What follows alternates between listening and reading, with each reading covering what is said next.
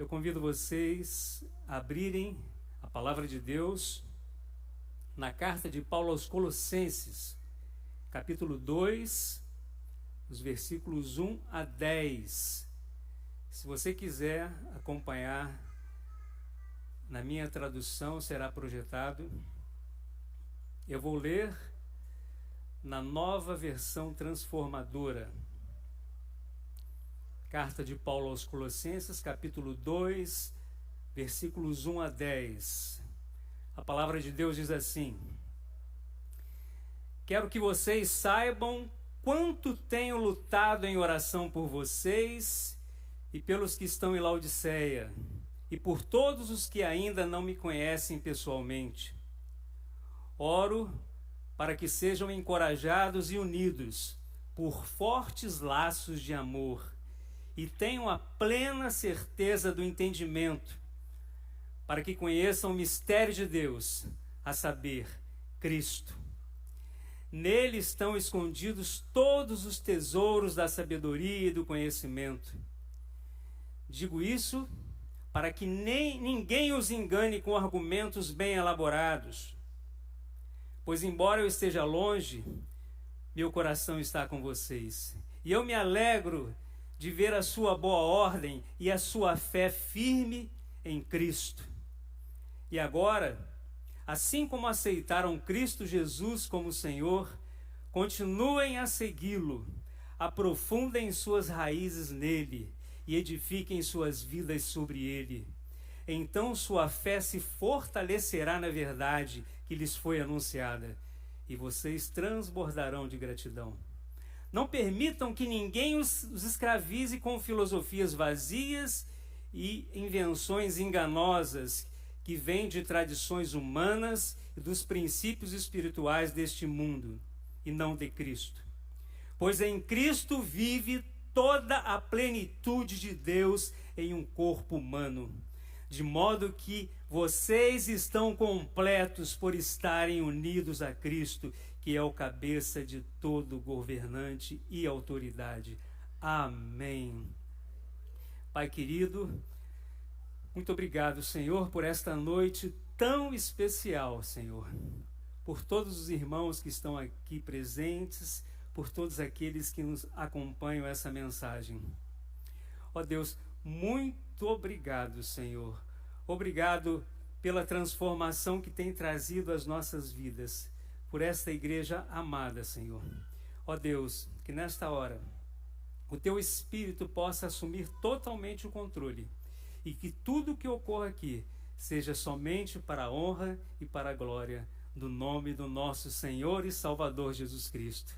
E é no nome dele que oramos. Amém. Amém.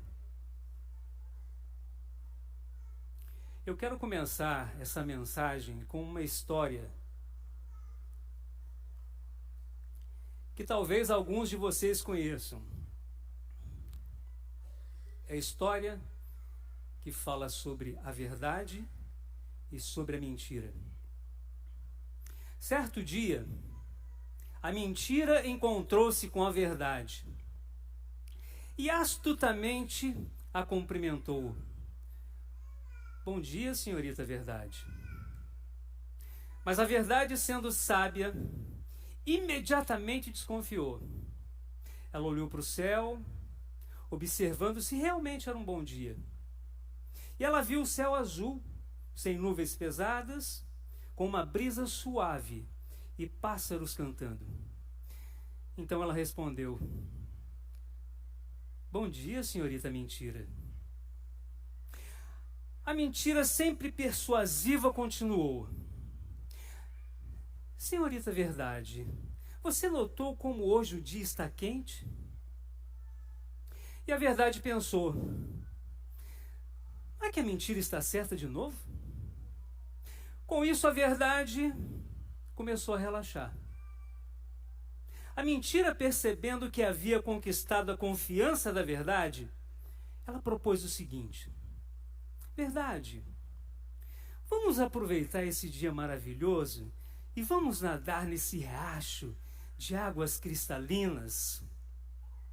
E sem hesitar, a mentira tirou suas roupas e mergulhou no riacho e começou a nadar, toda alegre. E a mentira então convidou a verdade. Verdade, venha nadar, a água está maravilhosa. E convencida, a verdade também tirou as suas roupas e mergulhou. Mas enquanto a verdade nadava tranquilamente, a mentira saiu silenciosamente da água, pegou as roupas da verdade, vestiu e fugiu. Saiu correndo, como se fosse a própria verdade. Quando a verdade saiu do riacho e viu que as suas roupas haviam desaparecido, sendo consistente e coerente com a sua natureza, a verdade se recusou a vestir as roupas da mentira. E saiu, assim mesmo, nua, e caminhou assim, pelas ruas, pelos vilarejos, nua. E é assim que tem sido desde então. Muitas pessoas preferem aceitar a mentira, vestida de verdade, do que encarar a verdade, nua e crua. Um filósofo chamado Maquiavel, um escritor do século XVI, em sua famosa obra O Príncipe, ele declarou o seguinte: o ser humano não precisa ser piedoso, fiel ou justo. Basta apenas aparentar ser, aparentar essas virtudes. É só mentir. É só fingir. Nesta noite, na segunda mensagem da série A Supremacia e a Suficiência de Cristo, com o tema Desmascarando os Enganos do Mundo, com a graça de Deus e com a virtude do Espírito Santo, nós traremos aqui alguns ensinamentos do apóstolo Paulo. E eu não tenho dúvida de que nós sairemos aqui fortalecidos com esses ensinamentos, por meio da carta aos Colossenses. E nós prosseguiremos sim, com essa mensagem, com essa palavra, com a nossa decisão, com a nossa firme decisão de rejeitarmos as ilusões do mundo e abraçarmos com firmeza a única verdade, que nós já dissemos aqui várias vezes, que é o Senhor e Salvador Jesus Cristo. Eu vou iniciar comentando brevemente sobre a igreja de Colossenses. E o primeiro capítulo, que foi destacado aqui na primeira mensagem, na semana passada, pelo reverendo Rodrigo, ele comentou algumas coisas e eu vou apenas relembrar aos irmãos. Era uma pequena igreja, a igreja de Colossenses, situada na igreja de Colossos, na cidade de Colossos. Irmãos, essa igreja, ela possuía cerca de 20 a 30 membros. Ela era situada na antiga Ásia Menor, região que nós conhecemos hoje como Turquia. Colossos ficava próxima de duas cidades muito importantes naquela época, chamada Laodiceia e Herápolis.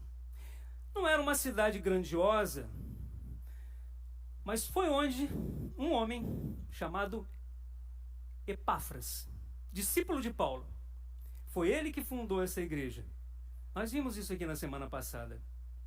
Epáfras levou a mensagem de Cristo a Colossos depois de ser impactado profundamente com as mensagens de Paulo, que Paulo ministrava em Éfeso, que ficava cerca de uns 160 quilômetros ali de Colossos. E por volta do ano 61, Paulo estava preso. E nessa prisão, e a prisão de Paulo, meus queridos, era uma prisão assim emblemática, porque Paulo estava preso, sabem por quê? Simplesmente pelo fato de que ele pregava o nosso Senhor e Salvador Jesus Cristo. Foi quando ele recebeu a visita de Epáfras, que compartilhou como aquela igreja de Colossenses, a igreja de Colossos, estava se desenvolvendo. A igreja estava indo muito bem, apesar de ser pequena. Interessante que Paulo, ele não estava pessoalmente com os colossenses, mas Paulo tinha uma visão pastoral muito fantástica. E ele, ao ouvir de Epáfras sobre aquela igreja, ele destacou 3 qualidades, queridos, daquela igreja de Colossos. E eu gostaria que vocês observassem bem as qualidades que Paulo destacou. Isso eu não tenho dúvida que é uma marca de uma igreja saudável. Em primeiro lugar, aqueles irmãos, eles amavam uns aos outros. Primeiro ponto. Segundo, eles tinham uma fé inabalável em Cristo. E em terceiro, eles possuíam aquela viva esperança da volta do nosso Senhor e Salvador Jesus Cristo.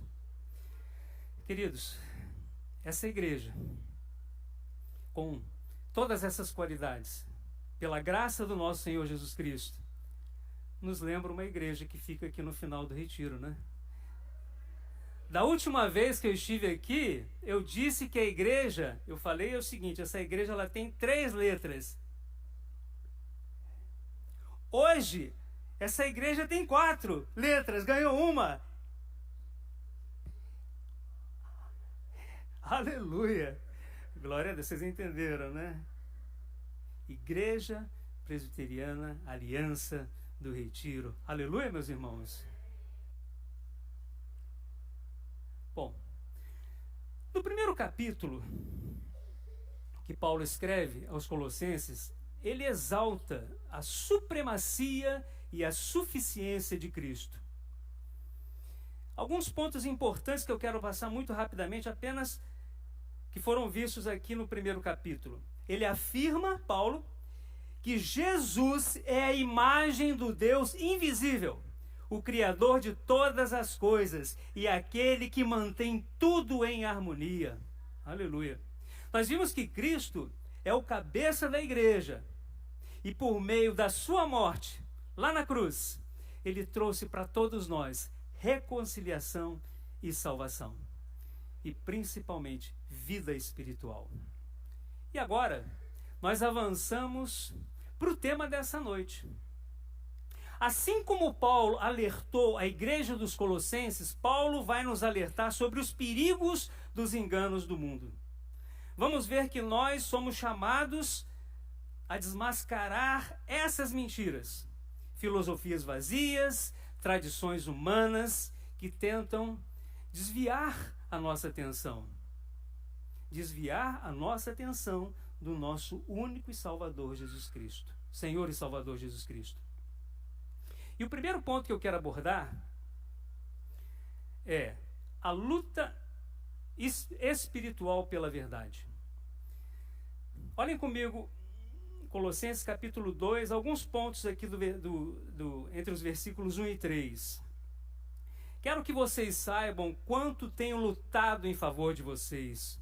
Oro para que sejam encorajados e unidos por fortes laços de amor e tenham plena convicção de entendimento para conhecerem plenamente o mistério de Deus, que é o nosso Senhor Jesus Cristo. Nele estão escondidos todos os tesouros da sabedoria e do conhecimento.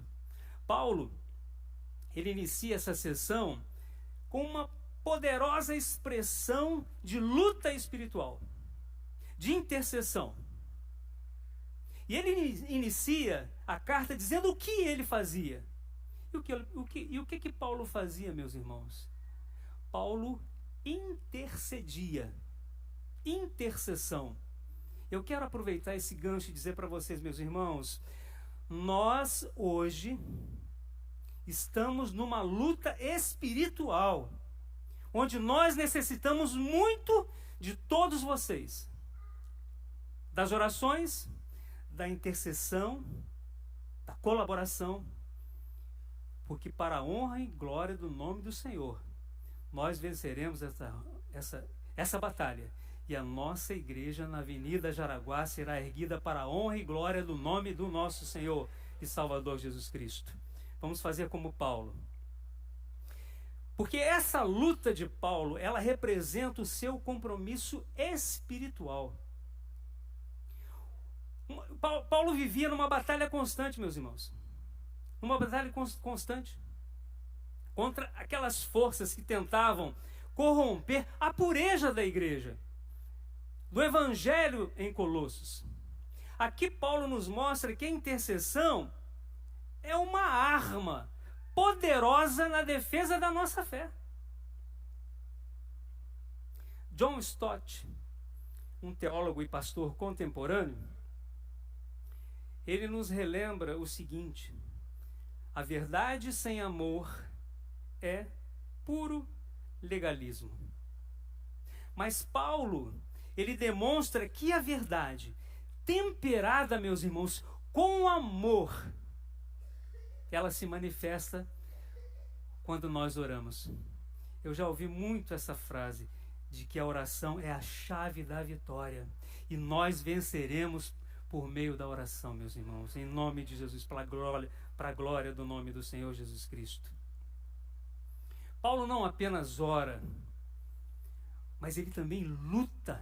E nós também devemos lutar pelos nossos irmãos, por aqueles que nós amamos, oferecendo-nos exemplo de como devemos proteger-nos uns aos outros.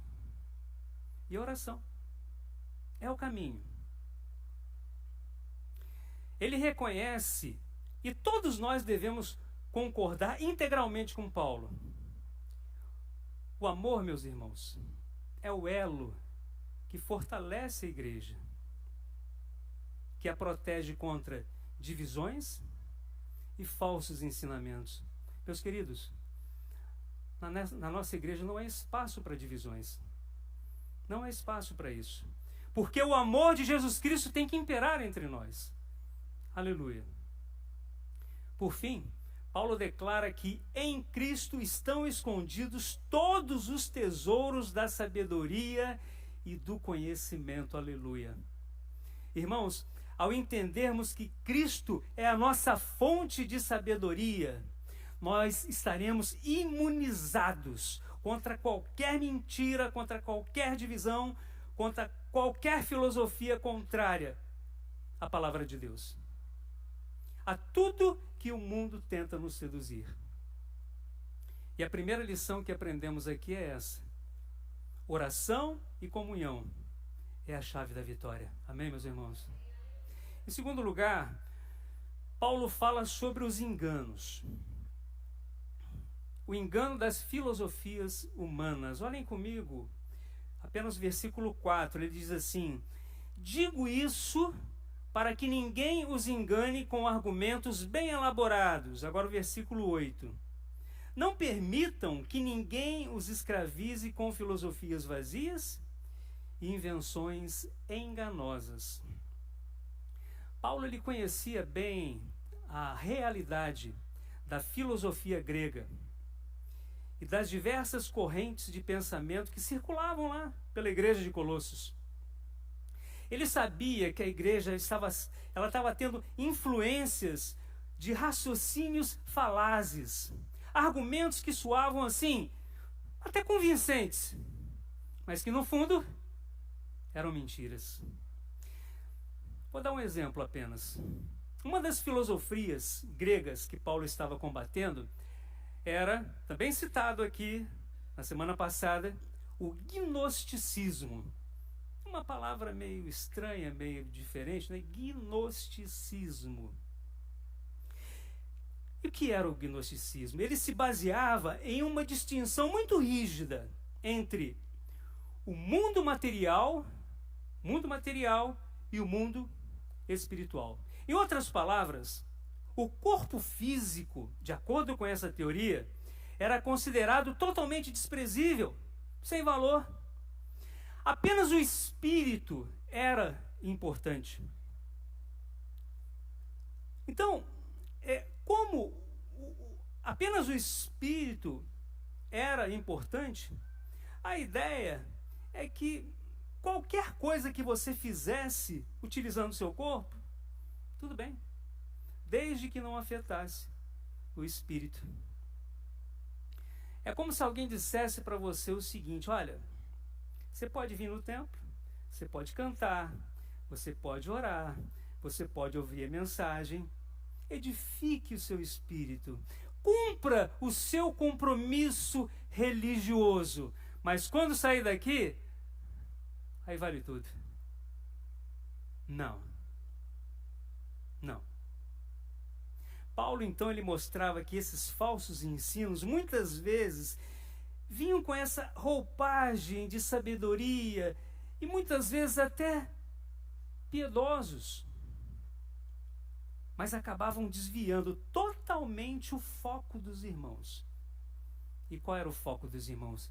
Jesus Cristo. Os irmãos perdiam totalmente a visão da verdade com esses ensinamentos. Queridos, o mundo oferece várias mentiras vestidas de verdade. Mas a única verdade que nos leva à vida eterna é o nosso Senhor e Salvador Jesus Cristo. Ele é a verdade. Jesus é o caminho, a verdade é a vida. Amém, meus irmãos? Uma segunda lição que aprendemos aqui é que precisamos ser muito críticos quanto às influências, essas influências filosóficas e também culturais. Algumas festas mundanas, né, que muitas vezes tentam moldar o nosso pensamento. Muito cuidado, meus irmãos, muito cuidado. Se o que te ensinarem não estiver alinhado com Cristo, meu querido irmão, é engano. Rejeite. Como crentes em Jesus, devemos medir todas as coisas pela palavra de Deus, que é a única regra de fé e prática que nós seguimos. Aleluia. O salmista, lá no Salmo 119, versículo 11, ele diz assim: escondi a tua palavra no meu coração para não pecar contra ti. Aleluia. Charles Spurgeon, é isso mesmo, um pregador que viveu no século XIX, um dos maiores evangelistas, conhecido como o príncipe dos pregadores, ele disse o seguinte, uma frase muito interessante: discernimento não é apenas saber a diferença entre o certo e o errado, é saber a diferença entre o certo e o quase certo. Nós precisamos ter esse tipo de discernimento, meus irmãos. Para Deus não tem quase certo. Para Deus, meus queridos, só serve o certo. Desde pequenininhos, eu ensino meus filhos, na dúvida, escolha o certo. Escolha a verdade. Guarde bem isso, querido. Em Deus não há espaço para meio termo. Ele nos chama para viver plenamente a verdade do seu Filho Jesus Cristo. Aleluia. Isso nos leva ao terceiro ponto. Enraizados e firmados em Cristo. Acompanhem comigo o versículo 7. Aprofundem suas raízes nele e edifiquem suas vidas sobre ele. Coisa maravilhosa, né? Paulo aqui, ele utiliza, meus irmãos, nesse trecho, uma metáfora. A metáfora da árvore, para ilustrar a nossa vida em Cristo. Assim como uma árvore precisa de raízes profundas para sobreviver a todas as tempestades, nós também precisamos estarmos enraizados em Cristo para vencermos essas falsas doutrinas. Queridos, não basta apenas que nós conheçamos a Cristo. Nós precisamos estar conectados com Cristo. Não adianta ouvir só de falar. A gente tem que conhecê-lo de verdade. Aleluia.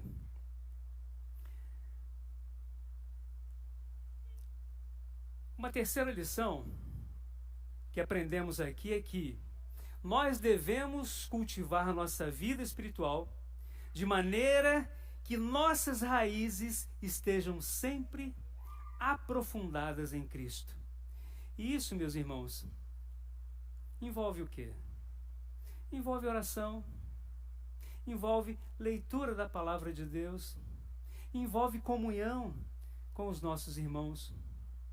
Quanto mais nós buscarmos essas coisas, mais estaremos alimentados por Cristo. Mais fortes nós vamos ficar diante de qualquer provação e de qualquer engano. Billy Graham, dispensa comentários, um homem de Deus, certa vez ele declarou o seguinte: a profundidade de sua vida espiritual determinará a força de sua fé. Eu vou até repetir. A profundidade da sua vida espiritual, é isso que eu acabei de dizer. Quanto mais você buscar a palavra de Deus, a oração, a comunhão com os irmãos, quanto mais você buscar isso, você estará fortalecendo a sua fé no nosso Senhor Jesus Cristo. Aleluia. Nossas raízes precisam estar firmemente plantadas em Cristo, para que a gente possa resistir a todo o engano desse mundo. Querido, se estivermos verdadeiramente enraizados em Cristo, nós faremos a diferença em como nós relacionamos com a nossa vida, com todas as pessoas que estão ao nosso redor. E hoje é dia para dizermos: Senhor, eu quero estar enraizado em Cristo. Esse é o meu desejo. Esse é o desejo do meu coração e eu quero que seja também. Espero que seja o desejo do seu coração. Pense nisso por um momento.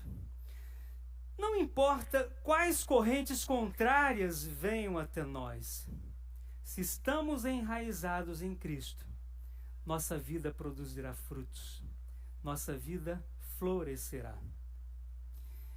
E isso, meus queridos, começa, sabe aonde? Lá na nossa casa. Começa nos nossos lares. E depois vai se reverberar lá no nosso trabalho, no nosso ambiente de trabalho, no ambiente de todos os relacionamentos que nós temos. Vamos entender, meus queridos, que assim como em Colossos, muita atenção, nós estamos aqui, aonde estamos, por causa de um propósito. E o propósito é de cumprirmos a boa, a agradável e a perfeita vontade de Deus. Aleluia. Isso nos leva ao nosso último tópico. Nosso último tópico. A plenitude de Deus em Cristo. Nossa completa suficiência. Acompanhem comigo o versículo 9. Eu quero chamar o Ronde aqui, porque parece que ele não entendeu a minha mensagem. Versículo 9. Pois em Cristo vive toda a plenitude de Deus em um corpo humano. Aleluia. Versículo 10. De modo que vocês também estão completos por estarem unidos a Cristo, que é o nosso cabeça. Aleluia. Queridos, Jesus é Deus que se fez carne. E como ele se fez carne, ele manifestou a vida, a verdade, o amor, a luz, convivendo aqui, neste mundo material. E agora eu quero pegar um gancho com o apóstolo João, que escreveu lá na sua primeira carta, no capítulo 5, versículo 12, ele diz assim: quem tem o Filho, tem a vida. E essa vida, meu irmão, é a vida encarnada. É uma vida encarnada. Essa vida é aqui. Essa vida é aqui, neste mundo material. Quando se recebe essa vida em Cristo, meus queridos, quando você se une a Cristo, você recebe essa vida. E essa vida é aqui, agora.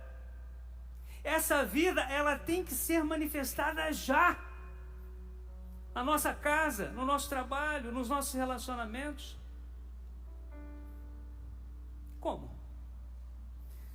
De algumas maneiras, e eu brevemente quero pontuar. Primeiro, meus queridos, não se brinca com o pecado.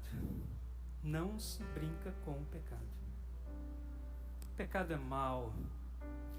O pecado destrói famílias, destrói sociedades. Dizem que um dia perguntaram para John Lennon: você é pecador? Ele disse não.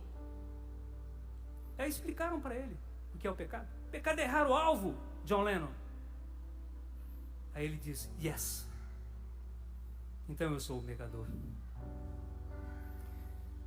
Todos nós, meus queridos, erramos, cometemos erros algumas vezes, mas quando nós recebemos a vida do Filho, a gente não brinca mais com o pecado. Se isso acontecer, tem que ser um acidente. A gente começa a pensar muitas vezes, puxa, isso aqui está errado na minha vida. Lá no capítulo 1, versículo 9, da primeira carta de João também, ele diz assim: se confessarmos nossos pecados, Ele é fiel e justo para nos perdoar os pecados e nos purificar de toda a injustiça. Queridos, quando nós recebemos essa vida, unidos em Cristo, enraizados em Cristo, nós passamos a amar a Deus. Passamos a amar as pessoas que estão ao nosso redor, ao nosso lado. Nós desejamos o bem para ela. Nós desejamos o bem para essas pessoas, para os nossos irmãos. O marido começa a tratar melhor a esposa de uma forma diferente, especial. A esposa passa a tratar o marido também de uma forma especial. Os pais os seus filhos, os filhos os seus pais. O trabalhador passa a valorizar mais o seu trabalho, passa a ser mais grato por tudo. O estudante, ele passa a fazer diferença, mas uma diferença positiva lá dentro da sala de aula. Por quê? Porque isso flui do coração de quem tem vida, de quem tem a vida do Filho de Deus, queridos. O desejo de abençoar o outro é a vida de Deus fluindo dentro de vocês, meus irmãos. Quanto a Cristo, não pode, queridos, haver desconexão. Porque a vida do Filho de Deus, quando nós o aceitamos, ela está encarnada em nós. Eu creio que a pergunta que nós devemos considerar nessa noite é que nós estamos unidos a Cristo? Porque, de acordo com João, quem tem o Filho tem a vida. E sabe o que mais? Tem a fé que vence o mundo, vence o engano. E mais, maior é aquele que está em nós do que o que está no mundo. Aleluia! Mas é preciso ter certeza de que você está em Cristo, de que você está enraizado em Cristo. Nesta noite, talvez, cada um de nós aqui esteja em um momento da sua caminhada. Algumas pessoas que estão aqui podem estar pensando, puxa, eu tenho deixado a desejar. Estão dormentes. Cederam a essa forma de gnosticismo. Não, eu acredito em Deus, mas... E outros aqui, ao contrário, estão dando fruto. A vida está frutífera. Nós não somos perfeitos, meus irmãos, nós temos lutas. Mas se você está dando fruto, você pode dar muito mais. Eu quero encerrar. Meu tempo acabou, mas eu quero encerrar. Dá mais um pouquinho? Dá mais um minutinho? Eu quero encerrar com uma descoberta arqueológica muito interessante, que ocorreu lá no final dos anos 90. Foram descobertas lá nas ruínas próximas a Jerusalém. Olha que interessante, meus irmãos. Centenas e centenas de sementes de um certo tipo de palmeira. Encontraram. Eles recolheram tudo, levaram para uma análise de um grupo de pesquisadores, de biólogos. Isso você encontra em revistas científicas. Eu trouxe inclusive o site de onde eu li esse artigo, muito interessante. E eles separaram 34 que tinham assim viabilidade. Das 34 eles guardaram uma e separaram 33 e plantaram. Vejam bem, hein? Eram sementes que estavam esquecidas por 2000 anos. 2000 anos. 6 sementes que estavam adormecidas por 2000 anos. Elas germinaram. Elas cresceram. Você pode olhar as fotos na projeção da palmeira. E quando cresceram as palmeiras, aquele grupo de biólogos eram judeus. E eles deram um nome para aquelas palmeiras.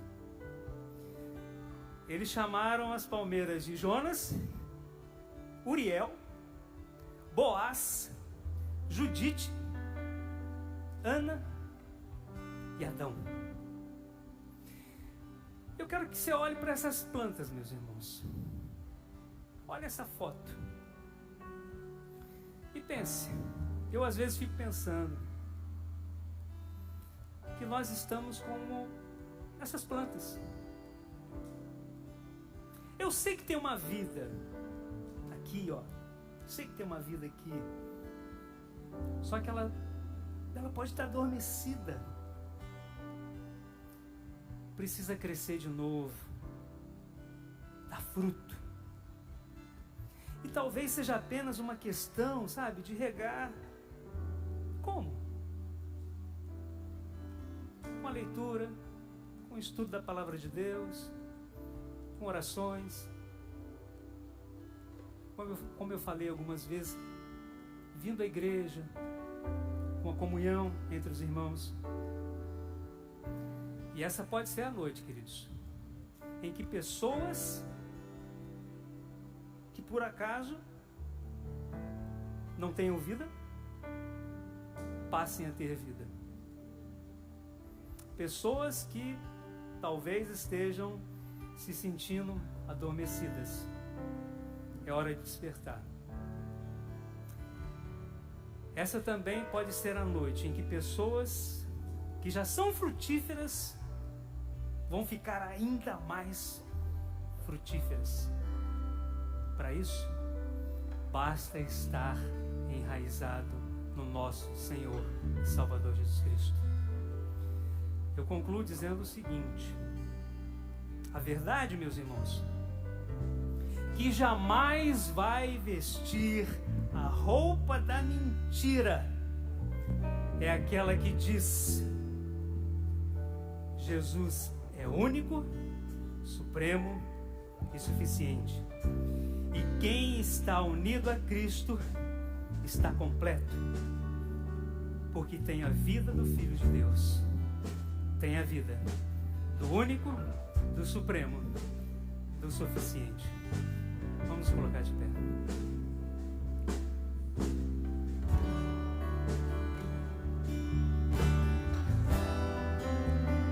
Você pode declarar isso conosco? Veja os tronos de outros.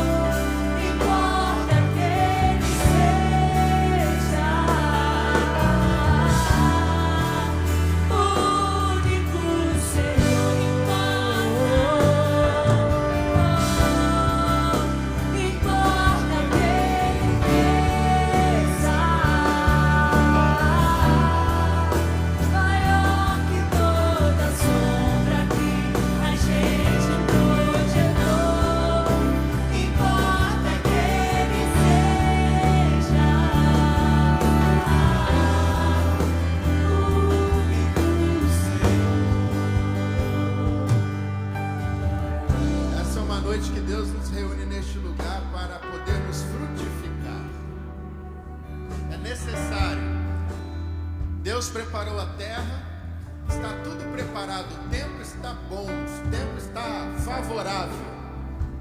A questão é, Deus quer plantar você como uma boa semente, uma boa terra, fazendo com que você germine para uma nova vida de experiências profundas com Ele. E nesta noite nós aprendemos que não há crescimento sadio, não há vida perfeita e abundante fora da presença de Jesus. Então essa noite eu convido você a se entregar a Jesus completamente e sem reservas, para que você possa experimentar essa vida abundante e perfeita de Cristo Jesus no seu coração. A realidade que temos hoje é a realidade que nós devemos criar e cultivar em Cristo. Vamos orar essa noite, meus irmãos? Amém? Pai, em nome de Jesus, nós te agradecemos. Te agradecemos porque o Senhor tem providenciado tudo para que pudéssemos germinar e dar bons frutos. Obrigado, Deus, porque o Senhor nos mostra essa noite que o Senhor em nossa vida, o Senhor é suficiente. Pai, em nome do Senhor Jesus, se alguém aqui entrou às portas deste santuário essa noite, que ainda não tem esta nova e perfeita vida em Cristo, que esta seja uma noite de renúncia e de volta ao Senhor, que esta seja uma noite, em nome de Jesus, de deixar de ser simplesmente uma semente e começar a ser uma árvore frondosa, começar a dar bons frutos para a glória do Teu nome. Deus, que essa seja uma realidade em cada um de nossas vidas reunidas neste lugar esta noite. Que a graça e que a bênção do Senhor se estenda sobre a nossa vida. E, ó Deus, em nome do Senhor Jesus, nos leve a esse nível maior de comprometimento com o Senhor e também com o nosso próximo. Que essa seja uma realidade sobre a nossa igreja. Que essa seja uma realidade sobre cada um de nós aqui. Assim nós oramos, em nome de Jesus. Amém, amém.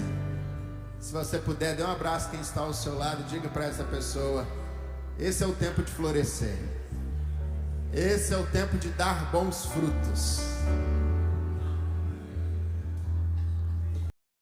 Recebamos a bênção, meus irmãos. E agora nós enviamos cada um destas vidas debaixo desta graça e desta autoridade de crescimento, para viver e experimentar a melhor semana de suas vidas. E que a graça do nosso Senhor e Salvador Jesus Cristo, que o amor de Deus o nosso Pai e que a doce comunhão do Espírito Santo repouse sobre cada um de nós reunidos neste lugar essa noite. Mas não fique somente aqui, se estenda sobre todo o povo de Deus espalhado sobre a face da terra, hoje e pelos séculos dos séculos. Amém. Amém. Vá em paz, meu irmão. Deus abençoe sua vida.